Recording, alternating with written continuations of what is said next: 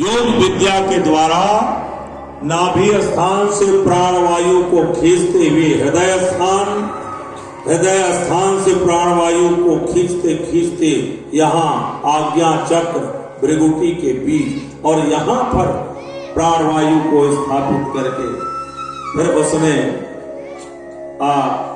भगवान शंकर को उन्होंने याद किया। नायस्य लोके सायना प्रिया तथापि देहभृतम् प्रियात्मना तस्मिन् समस्तात्मनि मुक्तवैरते ऋते भवन्तम् कथमाप्रतीपयेत्। बोले प्रभु ये मेरी धृष्टता है, मैं आपसे बिना संपर्क किए बिना आपसे पूछे मैं ये शरीर को त्याग रही, ये मेरी धृष्टता है, क्षमा करना भोलेनाथ। मैं सब सह सकती हूं, आपकी अपमान मैं नहीं सह सकती, इसलिए मैं ये शरीर त्याग रही हूं और जब जब मेरा जन्म हो तब तब मैं आपकी चरणदासी बनूं। यही कामना लेते हुए भगवान की चरणारविंद में ध्यान करते सती ने शरीर को त्याग किया।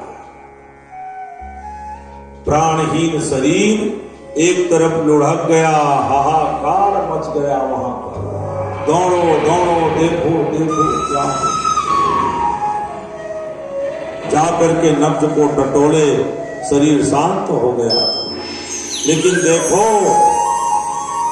आज भी ध्यान दीजिएगा, आज कलयुग में कहीं यज्ञ संपन्न हो रहा हो और यज्ञ मंडप में किसी व्यक्ति के भगवान न करे कहीं मृत्यु हो जाए तो कुछ देर के लिए यज्ञ के कार्यक्रम को रोक करके मृत शरीर की व्यवस्था पहले करते हैं और उस जगह को लिपवा पटवा के शुद्ध करते हैं, फिर यज्ञ प्रारंभ करते। ये नियम है।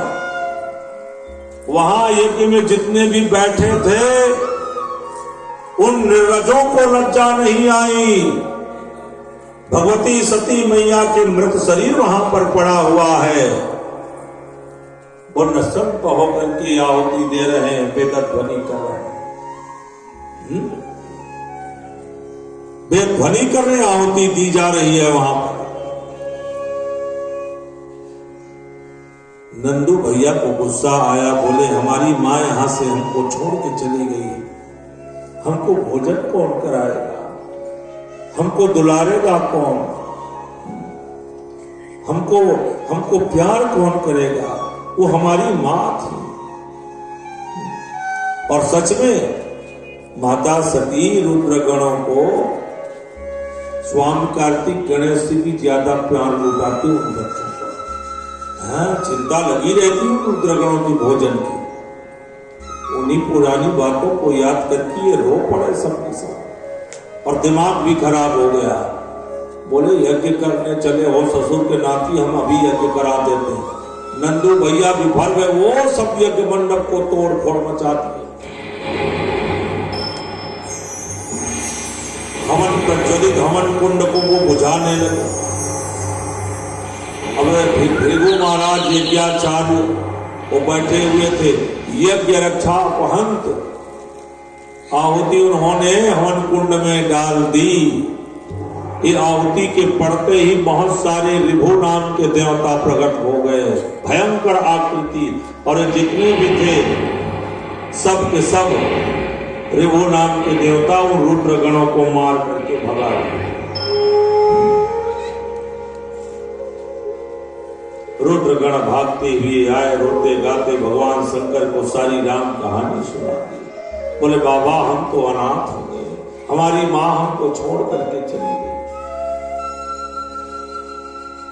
भगवान शंकर अत्यंत अट्टहास करते हुए अपनी जटा को उन्होंने पृथ्वी में पटक दिया और हंसने लगे। जटा के पटकने से एक वीरभद्र नाम के एक दिव्य पुरुष वहां पर उत्पन्न हुआ।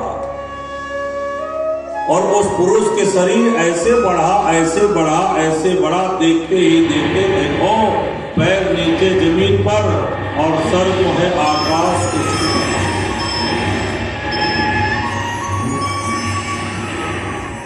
1000 भुजाएं, श्याम वर्ण अग्नि के समान 3 नेत्र, गले में नरमुंडों की माला, भयंकर आकृति, नील लोह, विशाल त्रिशूल को लिए हुए अट्टहास करते वीरभद्र ने कहा, तम किंकरोमीति गृह्णन्तमाः। बाबा, इस समय मेरा कर्तव्य क्या है? मेरा नाम और कर्तव्य मुझको बता दीजिए।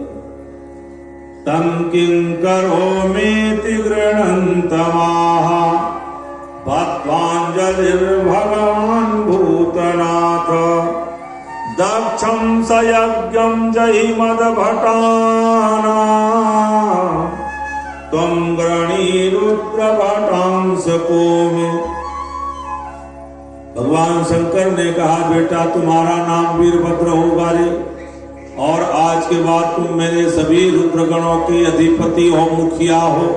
और कर्तव्य तो बोले एक ही कर्तव्य है, तुम जाओ अविलंब और जा करके दक्ष के यज्ञ को विध्वंस कर दो, और जैसे जैसे वो अपराध किए हैं वैसे वैसे उनको तौल करके सजा देना। रुद्रगण को लेकर के वीरभद्र जब वहां से चला तो वीरभद्र के चलने से पृथ्वी हिलने लगी, अट्टहास करने से झनकार में बड़े बड़े पर्वत अपने स्थान में धंसने लगे, समुद्र में ज्वार भाटा आने लगे। धूल उड़ते हुए देख करके यज्ञ में बैठे हुए वहां के लोग धूल उड़ते हुए देख करके वो कल्पना करने लगे कि धूल क्यों उड़ रही है। वो धूली का बेला उपस्थित नहीं हुआ, ये धूल कैसे उड़ रही है? कहीं चोर लुटेरे लोग तो नहीं आए घोड़े में घुड़सवारी करते? कई प्रकार की कल्पना। इतने में वीरभद्र आ गए चारों तरफ से, यज्ञ मंडप को उन्होंने घेर लिया और फिर तोड़ फोड़ मचाने लगे। हड्डी है, मांस है, मवाद है, वर्षा करने लगे, अग्नि कुंड सब हो जाते, तोड़ फोड़ सबको बांध दिए, दक्ष को भी बांध दिया, भृगु महाराज आदि जितने भी थे। और वो मार ये रुद्रगण बड़े ही बेसुरा होते हैं, नब्ज टटोल टटोल के मारते हैं, बड़े ही बेसुरा होते हैं। भगवान शंकर के गण है। उस समय वीरभद्र ने विशाल त्रिशूल दक्ष के मस्तक पर चढ़ाया। त्रिशूल के चलने से, पड़ने से मस्तक कटा नहीं, गर्दन कटी नहीं।